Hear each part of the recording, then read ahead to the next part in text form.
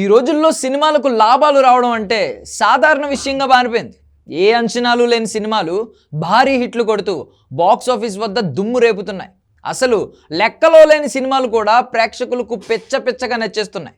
Social media వచ్చిన తర్వాత cinema బాగుంది అనే టాక్ వస్తే చాలు వసూళ్లు పరిగెత్తుకుంటూ వస్తున్నాయి. ముఖ్యంగా మన సౌత్ ఇండియాలో తీస్తున్న చిన్న సినిమాలు పాన్ ఇండియా లెవెల్లో దుమ్ము రేపుతున్నాయి. 3-4 కోట్ల బడ్జెట్ పెట్టిన సినిమాలు 100 కోట్ల వసూలు చేస్తున్నాయి. కన్నడలో చూసిన కాంతారా సినిమా ఏ రేంజ్లో హిట్ అయిందో మనం చూసాం.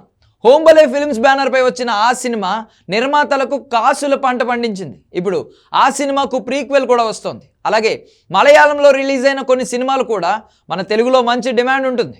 ముఖ్యంగా ఓటీటీ ప్లాట్ఫామ్స్లో వచ్చిన తర్వాత చిన్న సినిమాలు బాగా ఆడుతున్నాయి. అందుకే మన నిర్మాతలు కూడా ఇతర భాషలో సినిమాలను ఇక్కడ ఆడిస్తున్నారు. ఇక మలయాళ స్టార్ హీరో దుల్కర్ సల్మాన్ మన తెలుగులో కూడా స్టార్ హీరో అయిపోయాడు. 2024లో వచ్చిన మలయాళం సినిమా ప్రేమలు అయితే తెలుగులో మంచి రిజల్ట్ సాధించింది. అసలు ఏ అంచనాలు లేకుండా రిలీజ్ అయిన ఈ సినిమా తెలుగులో సూపర్ హిట్ కొట్టడంతో నిర్మాతలకు భారీ లాభాలు వచ్చాయి. ముఖ్యంగా యూత్కు ఈ సినిమా బాగా కనెక్ట్ అయింది. హీరోయిన్ మమితా బైజు కోసం ఈ సినిమాను యూత్ బాగా చూశారు. సోషల్ మీడియాలో కూడా ఆమె ఫోటోలు బాగా వైరల్ అయ్యాయి. కొంతమంది సినిమా బాగాలేదని చెప్పినా మరికొంతమంది మాత్రం సినిమాకు మంచి మార్కులు ఇచ్చారు. దీంతో నిర్మాత ఫహద్ ఫాజిల్కు లాభాల పంట పండించింది.